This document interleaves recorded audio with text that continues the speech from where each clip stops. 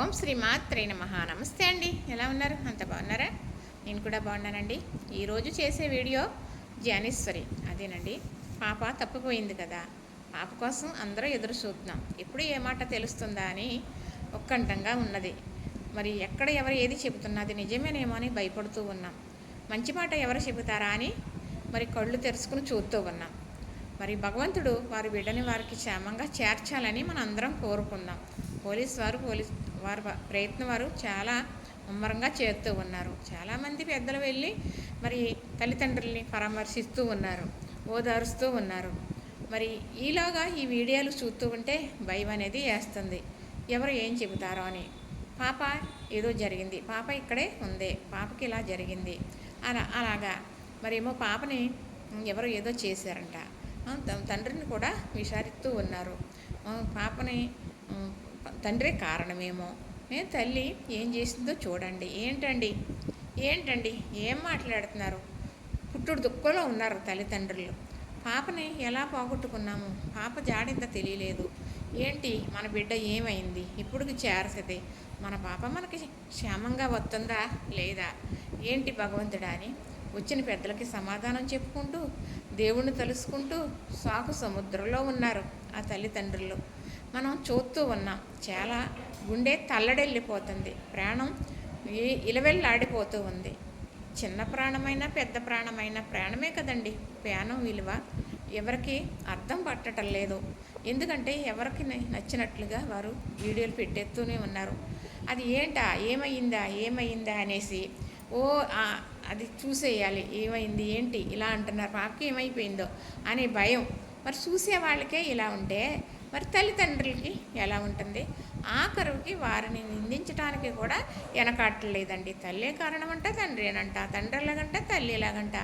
ఆ మాటలు వాళ్ళు చెవున పడి వాళ్ళు ఎంత బాధపడతారండి. ఆల్రెడీ అసలే వాళ్ళు పుట్టుడు దుఃఖంలో ఉన్నారు. ఆ దుఃఖం మనం పోగొట్టాలి, కానీ ఆ దుఃఖాన్ని ఇంకా పెంచుతామా మన మాటలతోటి మన చేష్టలతోటిని? ఇది మానుకోండి. చక్కగా మీకు ఏమన్నా సహాయం చేయాలి అంటే పోలీసు వారు కూడా వారి ప్రయత్నం వారు చేస్తూ ఉన్నారు కదా, మీరు కూడా తోడ్పడి ఎక్కడ పాప జాడ ఏమన్నా మంచి విషయం తెలిస్తే బాగుందని మీరు కూడా భగవంతుని తెలుసుకుని ఆ ప్రయత్నం చేయండి. ఏ మంచి మాట ఉన్నా తల్లిదండ్రులకి చిన్న మాట అయినా చేరవేయండి. అది చాలా పుణ్యం అవుతుంది.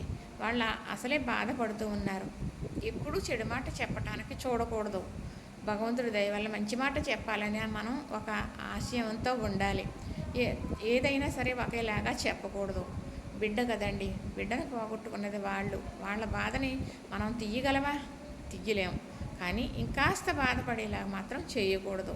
అది అసలే వాళ్ళు బాధలో ఉన్నారు కదా, బాధలో ఉన్న వాళ్ళు మనం బాధ పెట్టామనుకోండి, వాళ్ళ బాధపడటానికి మనం కారణం అయ్యామనుకోండి, అది అస్సలు మంచిది కాదు. కానీ తల్లి తండ్రి ఆశతో ఎదురు చూస్తూ ఉన్నారండి. మరి ఇలాగే ఒకసారి మరి మా అక్కారింటి దగ్గర ఒక ఘటన జరిగిందంట. ఎప్పుడో నా పెళ్ళవ్వక ముందే జరిగిందంట. వాళ్ళకి ఒక అబ్బాయి అయితే స్కూల్కి సైకిల్ వేసుకుని వచ్చే వయసు పిల్లోడు అన్నమాట. పుస్తకాల బ్యాగ్ సైకిల్కి వెనకాల పెట్టుకుని స్టాండ్కి సైకిల్ వేసుకుని వచ్చే పిల్లోడు. వయసు మరి 10-12 ఉంటాయి అనుకుంటానండి. అయితే వస్తున్నాడంట, కొంచెం దూరం వెళ్ళాలి, వెళ్తున్నాడు. అయితే ఒకరోజు సైకిల్ ఉన్న బ్యాగు అలాగే ఉండిపోయింది, పుస్తకాల బ్యాగు. స్కూల్ నుంచి వచ్చే పిల్లోడు లేడు. అక్కడ కాస్త రక్తం మరకల్లాగా ఉన్నాయంట సైకిల్ దగ్గర. సైకిల్ పాడేసినట్టుగా ఉంది, సైకిల్ని పుస్తకాల బ్యాగ్ ఉంది.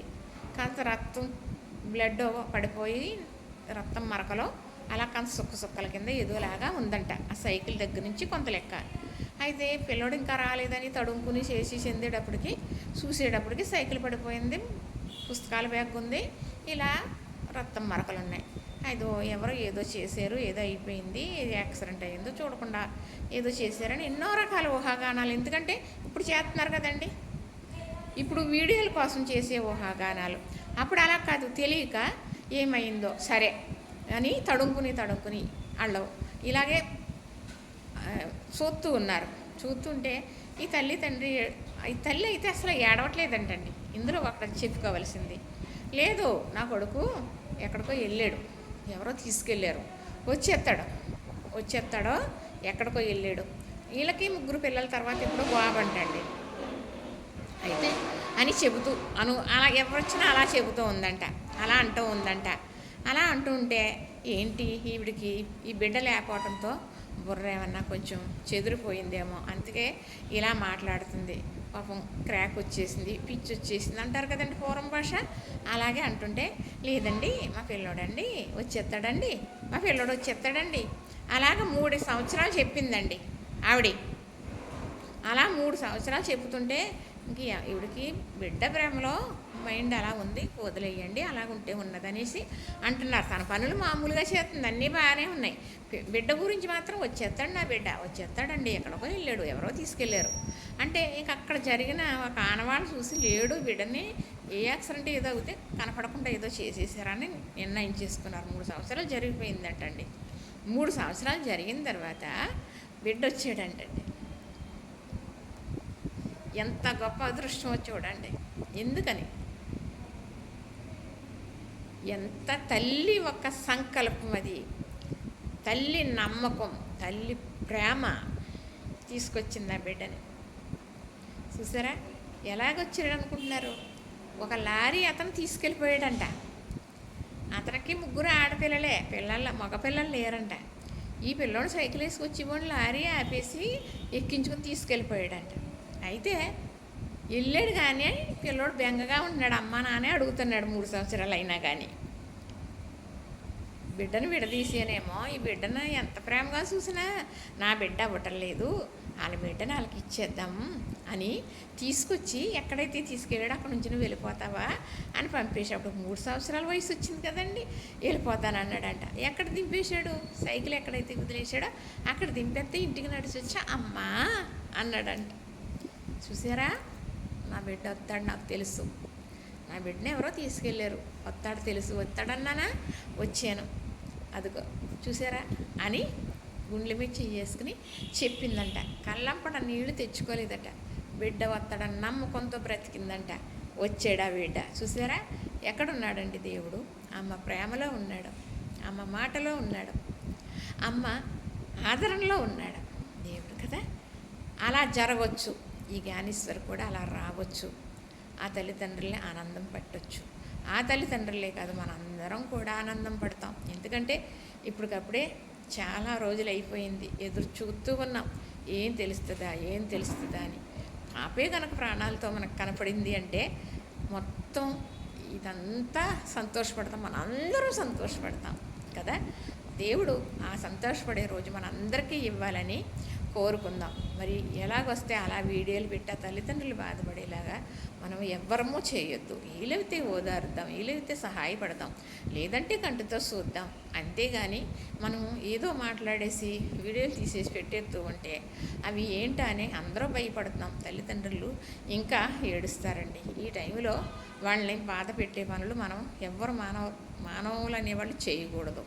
పోలీసు వారు ప్రయత్నిస్తున్నారు కదా, మీరు కూడా మీకు వీలైన ప్రయత్నం చేయండి. ఏదైనా సరే ఆ మంచి ఆ పుణ్యం ఆ పేరు మీకు కూడా ఉంటుంది.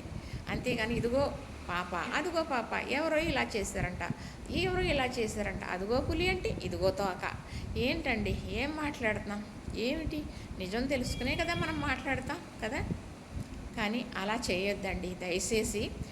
పూర్తిగా ఇన్ఫర్మేషన్ కనుక్కోండి. ఏమన్నా సహాయం చేయడానికి ఆ వీడియోలు కూడా మీకు డెవలప్ అవుతాయి. అలా కూడా వీడియోలు పెట్టుకోవచ్చు, తప్పేమీ కాదు. ఎందుకంటే ఒకరికి మీరు చేశారు కదా సహాయం, మిమ్మల్ని చూసి ఇంకొకరు కూడా సహాయం చేయడానికి తయారవ్వాలి అంటే అవి కూడా మీరు పెట్టవచ్చు, అవి డెవలప్ అవుతాయి. ఇదే నేను చెప్తున్నానండి పెద్దదానిగా. ఏమీ ఎవరు అనుకోవద్దు.